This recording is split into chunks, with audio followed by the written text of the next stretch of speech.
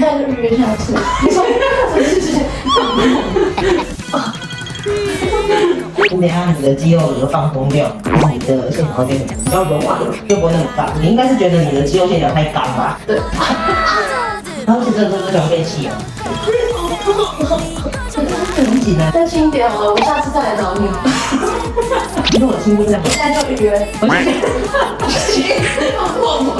预约下次的时间。你很轻的，我好轻啊！哦，你感觉到很轻吗？谢谢。